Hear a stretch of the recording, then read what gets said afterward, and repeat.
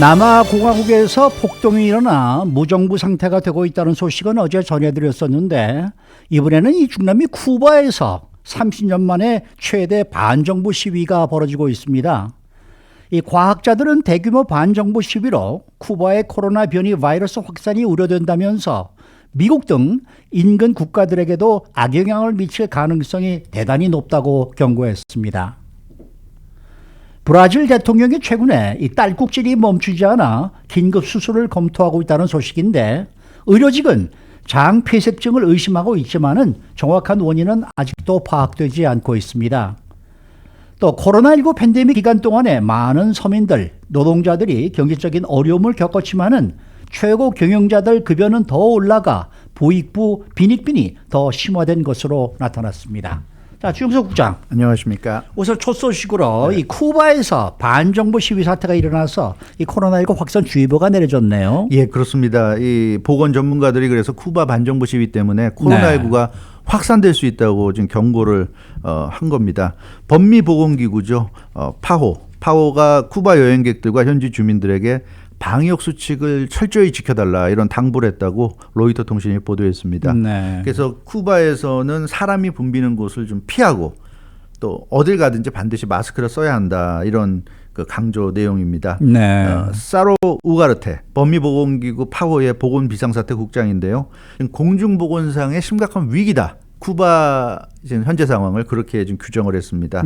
시위를 위해서 이제 개인들이 많이 만날 수밖에 없고, 그러니까 결국 시위는 머리 싸움이거든요. 네, 시위에 네. 얼마나 많은 사람들이 참가하느냐가 시위의 성공을 가늠하기 때문에 결국 많은 사람들이 같은 공간에 몰려와서 머릿수를 많이 내비는 것이 결국 그 시위의 목적이라는 점에서 시위가 이렇게 격화될수록 전염 위험이 높아진다 이렇게 지금 얘기를 하고 있습니다.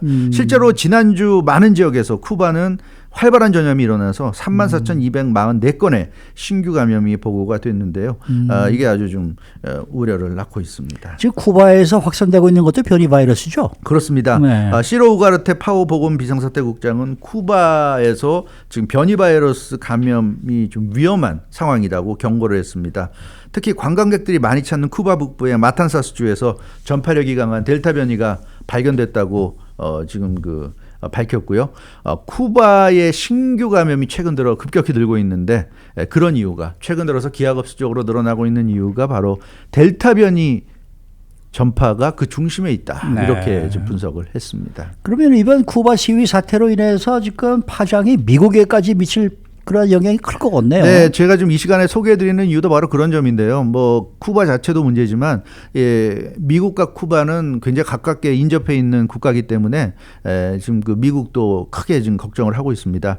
카리사 에티엔 범미보건기구 파오 소장은 쿠바 반정부 시위 사태 악영향이 굉장히 좀 파장이 클 것 같다 이렇게 좀 분석했는데, 아메리카 대륙의 코로나19 감염이 전체적으로는 20%가량 감소한 것으로 나타났지만 여전히 미국, 멕시코, 엘살바도르, 과테말라, 쿠바 등에서는 감염자가 폭등세를 보이고 있다. 네. 이렇게 지금 얘기를 하고 있어요. 또 영국령 버진 아일랜드, 아르헨티나, 콜롬비아 등에서도 감염자가 크게 늘고 있어서 아메리카 대륙에 놓고 보더라도 지금 그 미국이 뚜렷한 확산세에 놓여 있는 그런 국가 중에 하나입니다. 특히 미국은 쿠바와 굉장히 가깝잖아요. 그렇죠. 바다를 놓고 굉장히 가깝게 지리적으로 가까이 있고, 플로리다 같은 경우는 뭐 쿠바의 주민들이 많이 거주하고 있고 쿠바와의 왕래 교류가 아주 빈번한 그런 지역입니다. 그래서 쿠바의 이 반정부 시위 사태 여파 때문에 델타 변이가 확산된다면 아마도 플로리다나 이런 쪽으로 해서 미국으로 흘러 들어올 가능성이 상당히 높고요. 그럼 순식간에 또 이제 미국 전역으로 퍼지지 않겠는가, 이제 이런 얘기가 나오고 있습니다. 실제로 지금 플로리다가 전국에서 가장 이 확산세가 심각한, 델타 변이 확산세가 심각한 5개 주 중에 하나로 지금 꼽히고 있잖아요. 뭐 네바다나 미조리, 플로리다 이런 지역, 아칸소 이런 지역들인데, 그래서 지금 플로리다가 이렇게 확산되고 있는 것 중에 하나는 쿠바의 영향도 상당히 있다. 지금 이런 분석도 나오고 있는 것 같습니다. 그래서 이 쿠바 사태가 악화되면 악화될수록 플로리다도 같이 악화될 것이고, 그렇게 되면 결국 미국 전체가 또 한번 이 바이러스 확산으로 홍역을 앓을 가능성이 높다는 그런 분석인데요. 결국 이 쿠바 사태 이 쿠바 시위 사태에서 특히 그럼 어떻게 이 델타 변이 확산을 좀 줄일 수 있느냐. 물론 시위가 이제 좀 잠잠해지고 그러는 것이 우리 입장에서는 좀 바람이 있겠지만 네, 네. 그것과 더불어서 중요한 것은 백신에 대한 접근권 보장입니다. 지금 뭐 쿠바도 그렇고 말씀드린 뭐 엘살바도르니 과테말라니 뭐 버진 아일랜드니 이런 것 등이 중남미 대부분 국가들이 백신 접근권이 없어요. 그러니까 백신을 맞고 싶어도 맞기가 어려운 거예요. 그렇죠. 지금 백신이 확보가 안 돼 있기 때문에. 그래서 심각한 지금 후유증이 나올 수 있다. 그래서 일부 과학자들은 이 델타 변이를 비롯해서 각종 변이 바이러스 지금 뭐 람다 변이 바이러스는 페루에서 지금 생겨서 지금 확산되고 있고 그러는데 이런 각종 변이 바이러스가 앞으로 수년 동안 중남미 국가들을 파괴할 것이다. 이렇게 일부 과학자들이 우려 겸 경고를 지금 하고 있는데요. 이런 걸 보면 미국이 이렇게 백신을 움켜쥐고 안 주는 게 결국 다 돌아옵니다. 이렇게 쿠바 같은 데서 이렇게 확산이 되고 그러면 다 플로리다로 상륙을 해서 퍼지는 거니까. 그래서 사실 백신을 빨리 좀 전 세계에다 나눠줘서 맞추는 게 중요한 게 결국 미국만 백신을 맞는다고 해도 다른 나라에서 안 맞아서 퍼지는 게 결국 언젠가는 미국으로 들어올 거니까 그런 점에서 이게 참 위기다 이런 지금 얘기가 나오고 있습니다. 그런데 근본적으로도 이 쿠바에서는 왜 이렇게 대규모로 반정부 시위가 일어나는 거예요? 네, 쿠바는 지난 11일 그러니까 일요일부터 반정부 시위가 시작이 됐는데요.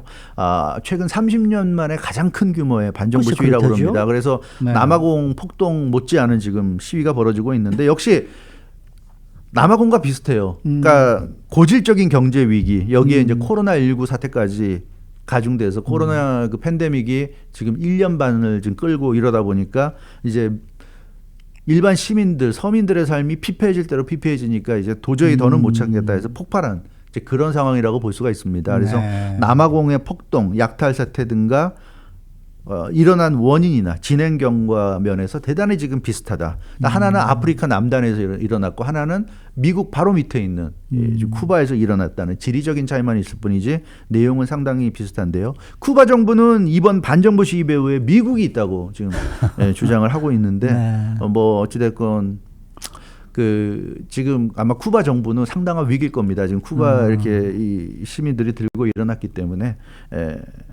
뭐 앞으로 상황이 어떻게 될지 모르겠는데 미국도 상당히 주시할 거예요. 코로나19 확산도 걱정이지만 바로 미국 밑에 있는 나라이기 때문에 쿠바가 잘못되고 어떻게 되고 정치 뭐 그 세력이 뒤바뀌고 이렇게 되면 미국의 국익에 상당한 영향을 미칠 수 있거든요. 그렇죠. 그렇기 때문에 아마 미국도 예의주시하긴 할 겁니다. 경제 제재를 어느 정도 해제하겠다라는 뭐 그런 얘기도 나오더라고요. 그런 얘기도 나왔는데 그러다 보니까 이제 쿠바 정부는 미국의 영향이라고 하는데 이거는 뭐 쿠바 정부 입장에서는 주장하는 거겠지만 아무튼 미국도 그냥 남의 나라이니까 나는 그렇죠. 모르겠다. 그럴 수는 없을 것 그럴 수는 같아요. 예, 없겠죠. 그래서 지금 말씀하신 대로 경제 제재도 좀 풀어주고 하는 것 같습니다. 네.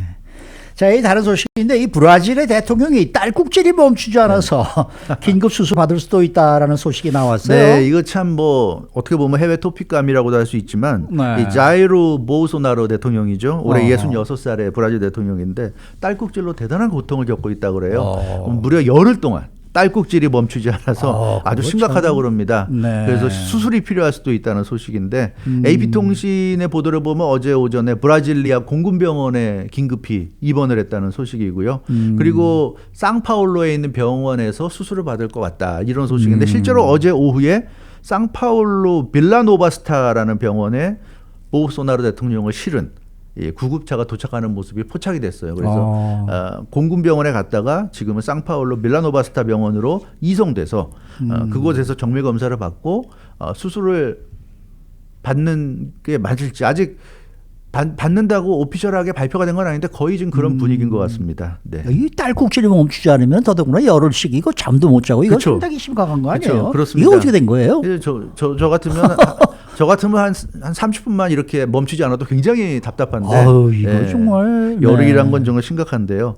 일단 아직은 정확한 건 알 수 없지만 그 브라질 의료진은 이 보우소나루 대통령의 딸꾹질이 이렇게 길게 가는 이유를 장폐색증 때문이다 이렇게 추정을 하고 있다고 그럽니다. 네. 그러니까 딸꾹질이라는 게 그 횡격막이 갑작스럽게 그렇죠. 수축하면서 발생하는 현상인데요. 장폐색 같은 그 내부 장기 질환이 그 생기게 되면 자, 횡격막이 이제 수축이 되면서 딸꾹질의 원인을 만들어낼 수 있다. 근데 이제 장기가 좋지 않으니까 잠깐 뭐 횡격막이 수축됐다 풀려면 다행인데 이게 계속 압박을 당하고 이러다 보면 오래 간다. 뭐 이런 아마 분석인 것 같은데 이것도 좀 더 정밀한 검사가 내려져야 될 것 같습니다. 보소나루 대통령이 그 지난 그 2018년 9월에 대통령 선거 유세를 벌이다가 습격을 당한 적이 있습니다. 네네. 당시 괴한이 휘두른 흉기에 복부를 찔리면서 굉장히 심각한 부상을 당했고요. 네. 장기 손상, 내부 출혈 발생해서 수술을 받고 회복됐습니다. 아하. 하마터면 목숨을 잃을 수도 있었던 그런 그 강한 그 습격을 받았었는데 이 몸 상태가 그러니까 그 이후로 지금까지 좋지가 않다고 그래요. 네. 좋지가 않고 그러니까 아마 코로나에도 좀 취약한 상태가 아니겠는가. 그래서 그런 어떤 과거에 겪었던 외상의 그 후유증일 가능성이 있고 그 후유증 때문에 면역력이 떨어져 있으니까 어쩌면 바이러스의 침투를 받았을 가능성도 있는데 이분이 마스크도 안 쓰고 백신도 안 맞는 사람이잖아요. 아주 유명한데.